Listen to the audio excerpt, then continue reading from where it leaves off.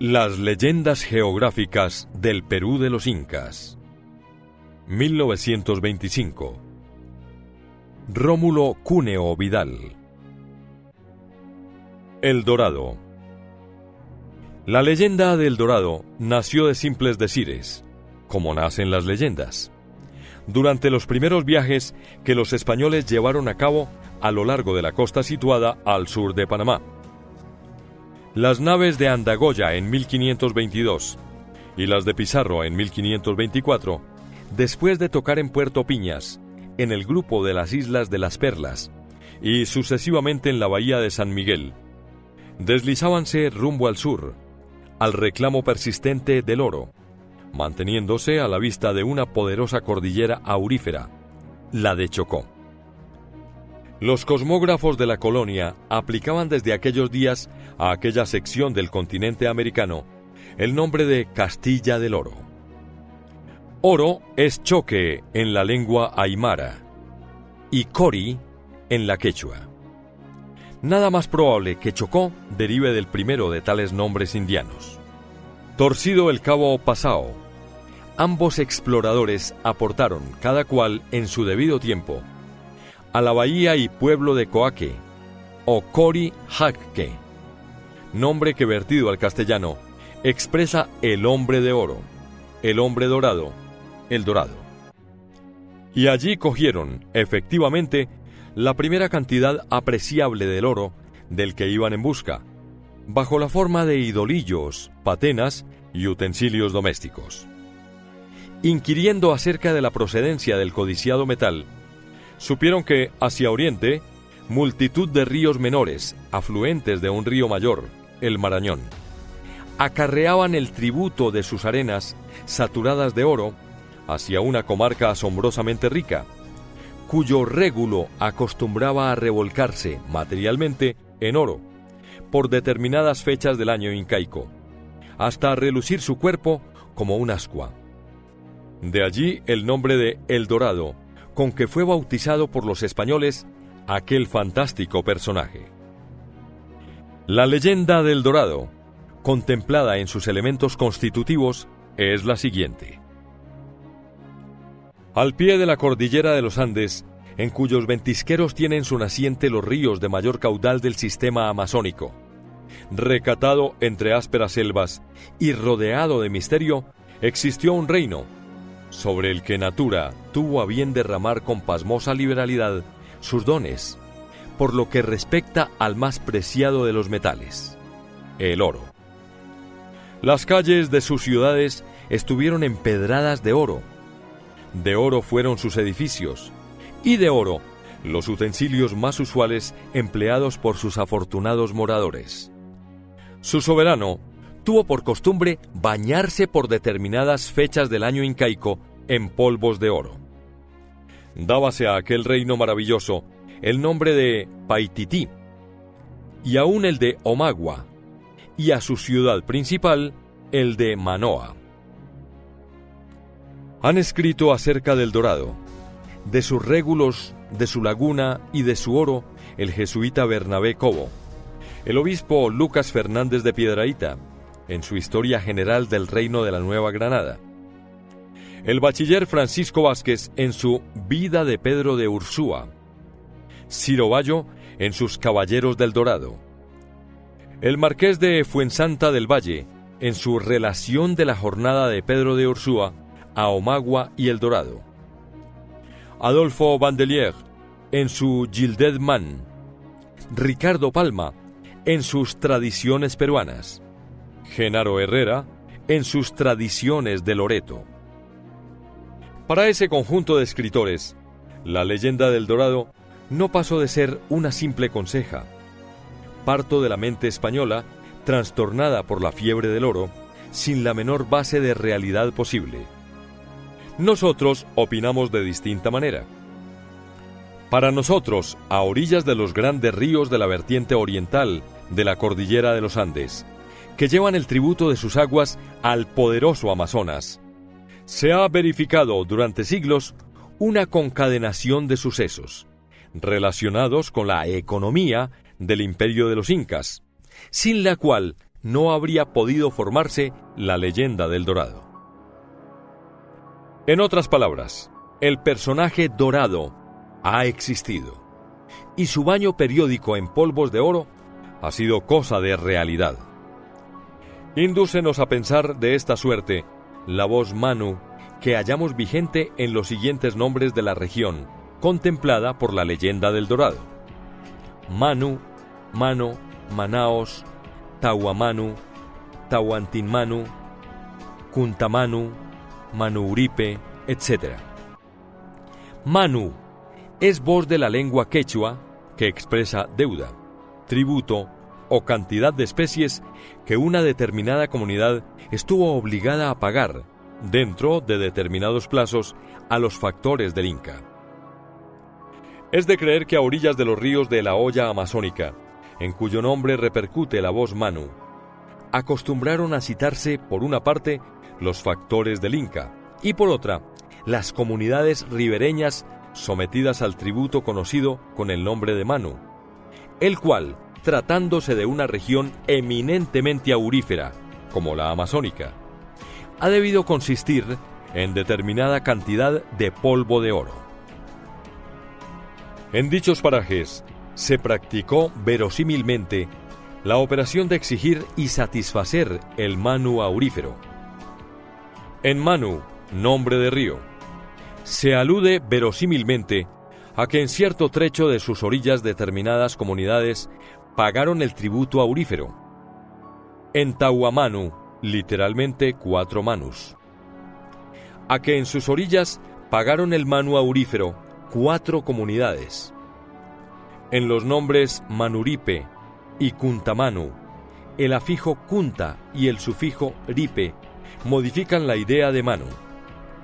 Juntadas las arenas auríferas del Manu en los parajes que decimos, puede que sobre mantas primorosamente tejidas, llamadas cumbis, imponíase la necesidad de mezclar, para borrar las trazas de lo tuyo y de lo mío, las entregas de las diferentes comunidades que en ello intervinieron, hecho lo cual, el entero pasaba a ser propiedad imperial.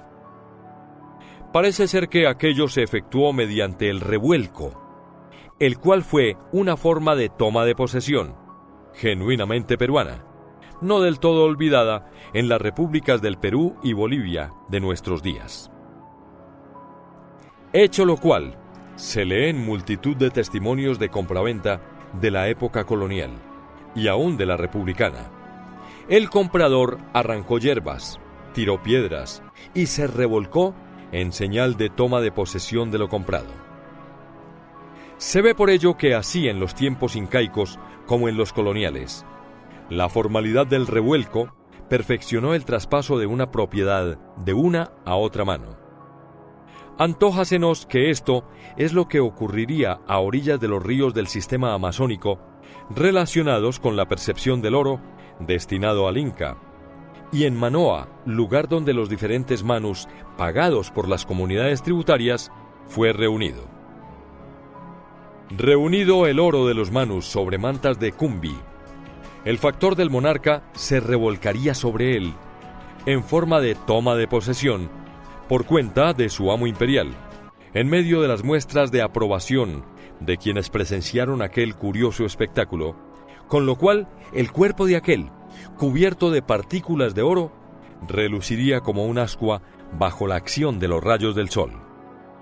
Queda explicada en esta forma, según nosotros, con el auxilio de la filología, la no dilucidada hasta hoy leyenda del Dorado.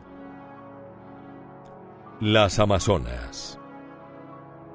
La leyenda de las Amazonas nació, según nuestro entender, al aportar los españoles a aquel trecho del territorio peruano que denominaron dominio de las Capullanas, el cual comprendió las que en nuestros días llamamos provincias de Piura, Sechura, Lambayeque y Trujillo.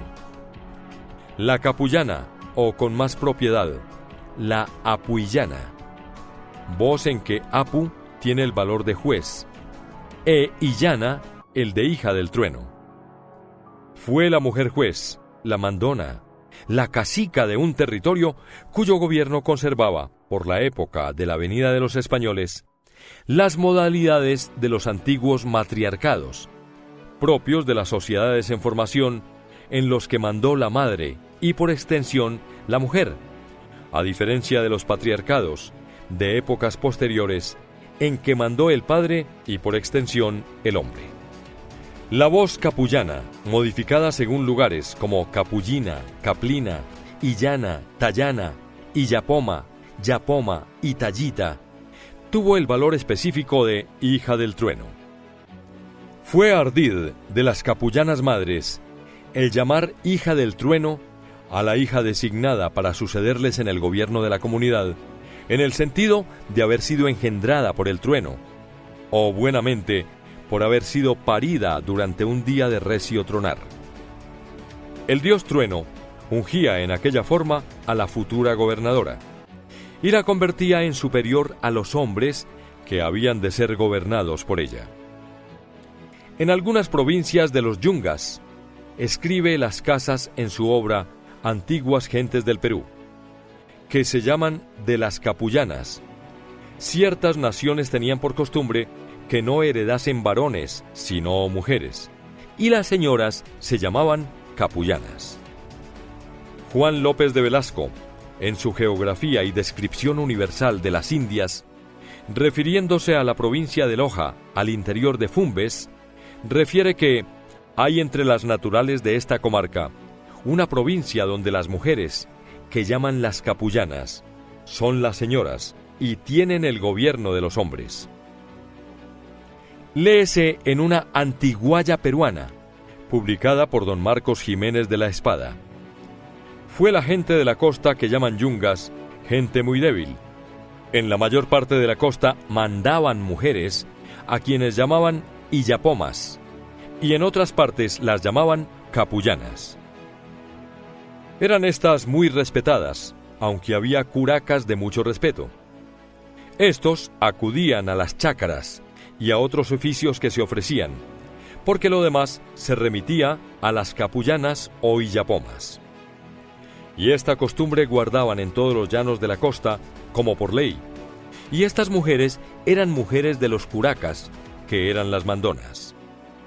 La vista de aquella sociedad, en la que la mujer disfrutaba de las prerrogativas que de ordinario corresponden al hombre, no pudo sino traer a la memoria de los españoles a las amazonas de la mitología griega, noción que Francisco de Orellana había de elevar a potencia de folclor, al hallar vigente en la cuenca amazónica la institución de las mujeres mandonas, y al lado de estas a los garañones o marañones, zánganos que fueron de la colmena de la que fue reina la mujer. Según don Genaro Herrera, en sus Leyendas y Tradiciones de Loreto, las amazonas que conoció Francisco de Orellana, el descubridor del río de ese nombre, fueron conocidas en la región amazónica con el nombre de Icamiabas, nombre en que la raíz Iki, de la lengua aymara, equivalente de dormir, parece denotar a la mujer que tuvo la facultad de dormir con el marido que le vino en gana, sin estar sujeta al imperio de un consorte determinado. El marido de la Icamiaba de los tiempos de Francisco de Orellana fue conocido con el nombre de Aguaruna o Aguaruna. Agua, estelar en la lengua quechua, y runa es hombre. En resumen, hombre consagrado a la tarea mujeril de tejer. El templo que las Icamiabas tuvieron para practicar al cabo de cada año, escribe don Genaro Herrera, ya citado, sus expiaciones y demás prácticas religiosas, fue el hermoso lago de Yasiguara, o espejo de la luna. Aquel fue el tiempo prescrito para recibir en forma marital a los hombres de las comunidades vecinas. Fue aquel una suerte de noviazgo de las Sabinas. Vencido el plazo de aquella fiesta de la concupiscencia, que debió ser más pasionalmente intensa que las bacanales griegas y priapellas romanas, los hombres eran obligados, so pena de muerte, a regresar a sus lares. Después, agregaremos nosotros, de llenar aquellas funciones ardorosamente amatorias que les valieron el nombre de garañones, o si se quiere, de Marañones, nombre que, en boca de los españoles que se enteraron de aquellas antiguas costumbres, acabó por transmitirse al río, a cuyas orillas tuvieron su morada y su reino las Icamiabas famosas. Cabe pensar desde luego que las Icamiabas o Amazonas, que Francisco de Orellana y Lope de Aguirre elevaron a potencia de folclor, fueron una sola y única cosa con las capullanas o illapomas que Andagoya y Pizarro trataron en tierras yungas, a este lado de la cordillera de los Andes. Jauja. El nombre Jauja ha conocido las siguientes alternativas idiomáticas: Xaxay, Sausa, Sexegue, Jauja. Al pasar de Indias y de España a Francia e Italia, Jauja, pronunciado a la italiana, se convirtió en Cauca, y a la francesa en Cocá, de donde provinieron las locuciones de Pais de Cocañe y Paese di Cucaña. A tiempo que tomaba consistencia en ambos países la leyenda de un Jauja, cuyos ríos fueron de leche, de miel y de vino, y de las ramas de cuyos árboles colgaban en forma de floración pantagruélica lechones asados. Con ello, la mente europea, harta de las austeridades exageradas de la Edad Media, pareció querer hacer revivir en nuestro continente virgen la nunca olvidada Edad de Oro de los tiempos mitológicos. Pero es el caso que, debajo de las apariencias de aquella fábula, adaptada al medio incaico, hubo un fondo de verdad que al crítico le corresponde dilucidar. Xaxay, razón de ser filológica de Xauxa y de Jauja, es verbo de la lengua quechua que expresa hartarse, saciar el hambre y la sed, locupretarse. Participan de la radical sax los siguientes nombres geográficos de la sección del continente de Sudamérica que estuvo sometido a influencia quechua: Xausa, Cauca en Colombia; Caricato, en la provincia de Chincha en el Perú; Xaixahuamán en el Cusco; Sacsama en Tacna; Sej en Arequipa, y 20 otros. Y es que en las diferentes provincias del Perú incaico hubo verdaderamente saciaderos, o sea, asientos de extraordinaria abundancia en los renglones del comer, el beber y el vestir. En ellos se repartía, con nunca vista liberalidad, a vecinos y forasteros, los mantenimientos y ropas que hubo almacenados en los tambos reales, a medida que los nuevos aportes de las comunidades sometidas a tributación llenaban el vacío producido por aquellas reparticiones. Sabido es que bajo el gobierno de los incas, cuanto produjo el país por el trabajo de sus individuos, se repartió en 3 partes iguales. La una para el inca, la otra para el sacerdocio, y la restante para el común de súbditos, y que la parte destinada al inca se almacenó en los tambos reales, que hubo en las diferentes provincias, y sirvió para el mantenimiento de los ejércitos en marcha y de los individuos incapacitados para el trabajo. Mas como fue menor la cantidad de mantenimientos y ropa que se sacaba de aquel acervo, y mayor la que se metía en él, resultó un sobrante que fue del caso repartir con suma liberalidad entre los que lo solicitaban por épocas determinadas del año incaico. Cuando en España se inventó la expresión rico como un Perú, se quiso recordar no tanto el rendimiento de sus ricas minas, cuyo rendimiento al fin demandaba trabajo personal, cuanto la bienandanza de que fueron teatro los antiguos saciaderos incaicos, las antiguas jaujas. Rómulo Cuneo Vidal, del Instituto Histórico del Perú y correspondiente de la Real Academia de la Historia.